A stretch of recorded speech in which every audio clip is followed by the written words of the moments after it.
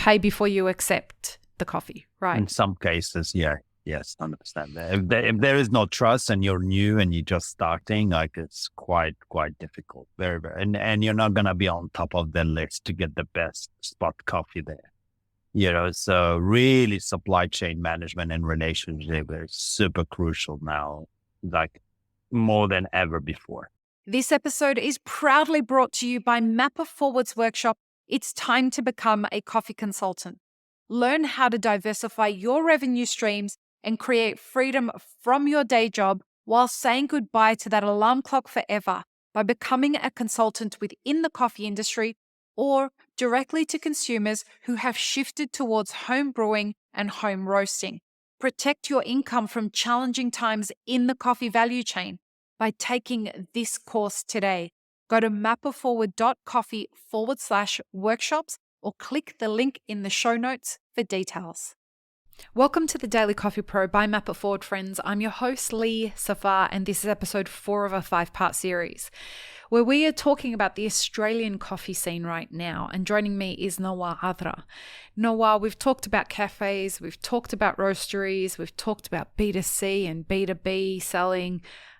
We've talked about how the environment is quite volatile in the Australian coffee industry right now.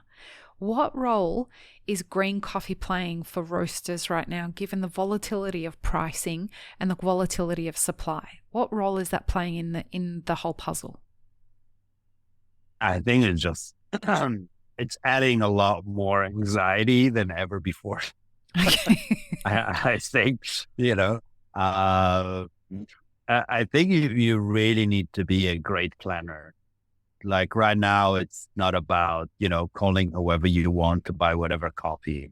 Even spot coffee doesn't exist in the same value. It's the same volume that it was before. Like sometimes you might miss out on good coffees a lot more often now In than spot? before, especially in spot, because everybody either waiting. It's a waiting game. They can see, like probably a few months ago, C market dropped. Everybody's like, yeah, it's going to drop even more. I'm going to, hold my position a bit longer and see what happens. It doesn't work like And that then, anymore. I mean, it went down back again, but the thing is, it's going to go up again. So it's a real roller coaster ever. And if you really, really didn't understand what supply chain relationship or the word supply chain properly management, I think you get to miss out on a lot of competitiveness to really position yourself in a better situation. I think so. We're, one of those things, like one of the small guys who roast with us didn't really sign a contract for Brazil. When he ran out, Brazil was like, $11.50 for spot. It was at $7.50 maybe if he signed it before, or was it $8 before. So it does happen, and it's happening very often. And cash flow is a problem. And nobody these days, will send you a copy without a payment. Help people very, understand very that. little. Help people understand how that part of the business has shifted, because we used to hear ridiculous things, 30-day, 60-day, 90-day terms. That's evaporating now, right? People are That's gone. pay before you accept the coffee, right? In some cases, yeah. Yes, I understand that. If there is no trust and you're new and you're just starting, like it's quite difficult. Very, very, and you're not gonna be on top of the list to get the best spot coffee there. So really supply chain management and relationship is super crucial now, like more than ever before. And relationships, right? That's the core of what's going to get you through this crisis. Yes, very strong relation. And the thing is with supply chain is it's probably the most important competitive advantage you can have as a coffee roaster if you've really done it well. Like if you really build the right relationship with everybody, and you didn't say, I just want to deal with that person and that person alone, because once this person breaks down and you're like starting a new, it could be positive because a lot of people want to have New newcomers relationships into them, or Yeah. it could be negative if Right. you're jumping in or you have a very bad reputation. I mean, who knows, right? It could be either way. So you can see it as a positive thing or as a negative thing. Can I ask you But there? green coffee. So, sorry, on relationships, can you say why now more than ever relationships are a game changer for somebody we're in such a volatile place in our industry right now? Why are the relationships rather than the money the thing that's going to be the game changer? Well, because relationship is always going to play a long-term, it's not a transactional, exchange, exchange, give and take, and it's finished. Mm. So I'll give you an example. If you have a very good relationship with a green coffee supplier, you can get to a point where they know you really well. They might put coffee on the side just for you and hold it until you cup it, until you try it, until you assess it, and then they'll be like, "What do you think? Do you still want it? I put it there for you because I really think this coffee worked for you. I really admire about all the relationship together." So that is the competitive advantage. This is what's gonna put you above a lot of other roasters who didn't manage to get that far. And that is the very, very important. So like for me, when I have a very good supplier and I kind of consolidate a few things and all that, and I work with them, I feel like I'm a big company, but I'm not, because I can call my supplier and I get them to do half of the job where because I told them what I want, they go and do what they need to do to make it happen, and that is relationship. And that is they trusting that, you're going to buy from them. They're trusting that they're doing the best for you, for themselves. So we all kind of benefiting from this transaction or this relationship. So, and I think that's why supply chain is the most important element when it comes to anything, actually, like not just being coffee roaster. I think as a cafe owner, as anything in life, supply pastry chain does supplier. help. Pastry supplier, have a great everything. relationship.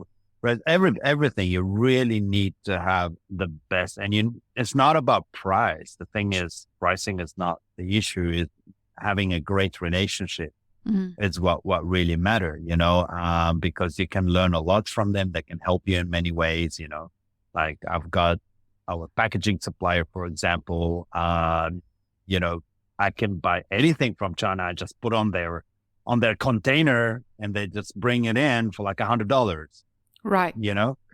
While, if you buy any machine direct, they will airship it and cost 3 times the price of the machine, Right. So that is supply chain. This is what it does to your business. This is how it's going to change your, few things that you do, and you can do it more effectively and more efficiently as well, where you don't have to, fork all your resources to do it. They can do most of the job for you. And even as a consultant, I'm often required to help people choose suppliers.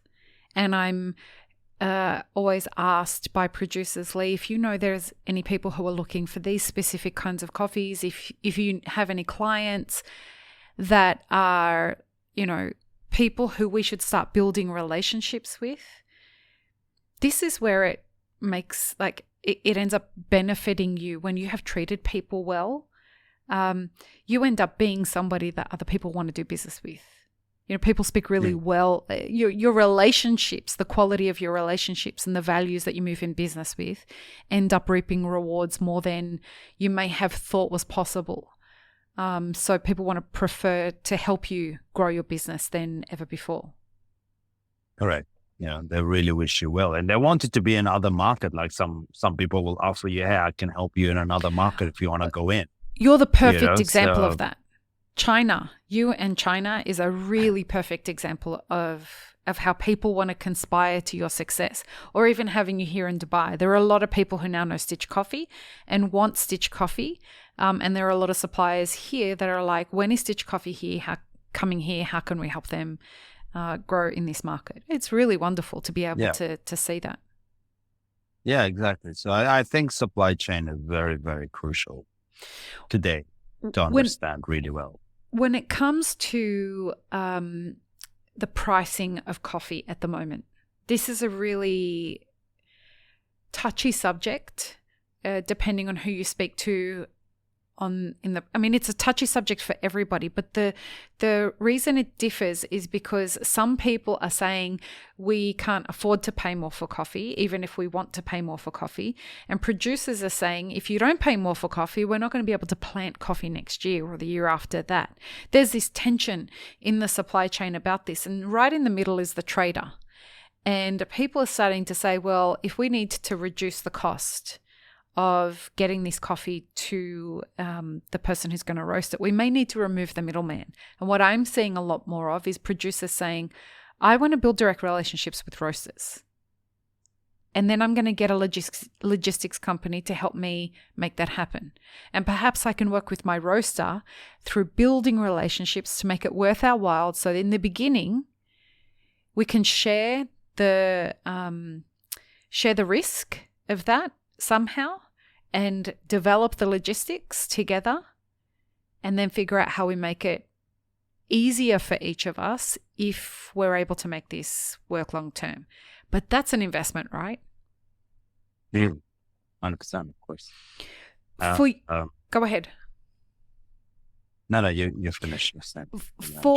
For people who are struggling right now with the tension in pricing as a coffee roaster, what do you have to say with the way that they can approach in bringing relationships back into it? How does somebody approach, and this is a question I get a lot, Lee, I can't afford the price of the coffee that I've been buying for the last 5 years. What can I do? Yeah, that's a very touchy subject because it depends on a lot of your vision, strategy, and, how much you want to keep going with the same values that you started 5 years ago and how far you want to take these values, right? So, that saying? Have you heard that saying? Yeah. Warren Buffett's famous saying, when the tide goes out, that's when you know who's swimming naked. Yeah, exactly. So, the tide's on the way out, folks. Now we're going to see how fucking much your values count. Yeah, now it's a very important game because do I stick to my value? Do I not stick to my value? Do I need to survive? Do I need to change? Do I need to do anything? I think you don't have to do a lot of changes to that. I think you have to negotiate. Right, to a certain degree. I think negotiation comes with also who? Traders? From with traders or importers. Ask the question, right? Like importers, there's nothing wrong with asking question. Like, how can I make it better? What is it that I can do to do it? And in some places, you have to change your origin. Like, some cases you have to bite the bullet, so you don't have to put pressure on that particular origin or farm or co-op or whatever. You might want to change that. But personally, I think this all goes down to what is the coffee is used for. The problem is not the single origin. Right? Single origin was never a very big issue, right? Mm-hmm. But because we give machine, you give, it's the cost of doing business. That's the cost burden. of doing business is what really burning you a lot. And because the blend is the most rotating, product that you have going into your B2B a lot of time. That's why I would say, if you really want to make it, you have to go B2C. You have to start thinking consumer. You have to really, if you want to continue with your value and make it better, you have to think about higher margins. You need to shift. You need to stop looking at how many kilos I'm roasting. Dora, what is my margin? What is my profitability? Where is my, where's my audience? Who do I target? Who do I speak to? Which part of the market segmentation I need to focus on? I think you really need to change your thought process if you really want to maintain your value that you built 5 years ago. Because you are in a situation of hardship, especially if you didn't really plan for this moment. properly for this moment, and you didn't buy your Brazil when it was, a lot lower than this, and you decided to buy Brazil right now from the same producers, like 11 something, and we're like, damn, how do I look? You can't, like, it's such a difficult moment to be in, it's a very difficult for business because you have so many people rely on you. You've got a lot of payments these days. You've got a lot. You're in a firing line. It's like, where do you want to? Which kind of shield do you want to put on? To which bullet? The thing is, you don't have the same bullet. Otherwise, it's fine. And the bullet is getting stronger and different, and I mean, and it's not just bullets anymore, because and the bullets in this analogy is the volatility that's being caused from different things. It's labor, it's pricing, it's climate change, it's logistics, it's geopolitics, it's economics, it's currency conversions. It's so many different things are playing a massive role, and that's just green coffee that we're talking about.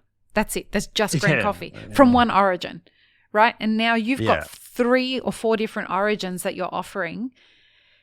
This is where I think your creativity as a business person is going to be a game changer. Yeah, you really need to think outside the box. You really need to think about new product development, new thing. You really need to push a little bit more your boundary to get uncomfortable a little bit.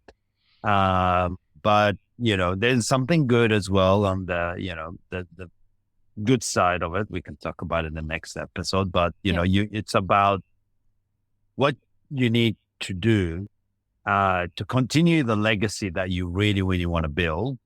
And you just need to find a way to shift the way you think, and which is very difficult to do, especially if you're comfortable for many, many years. Right. And that is the best place for us to end this episode. And folks, in the next episode, we are talking about solutions to all of this. So while the Australian coffee industry is experiencing a world of hurt right now, and there are cafes and roasteries closing left, right, and centre, how can you, if you are in the coffee industry in Australia or around the world, prepare with solutions so that you may be able to survive this very volatile time in our industry? Yes, Nawar. Just to add something. Yeah. Cafes are closing, but roasters, they get absorbed. So okay, not that will be where we start.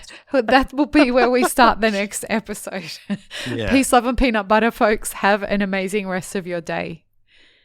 Thank you. Thank you. Bye.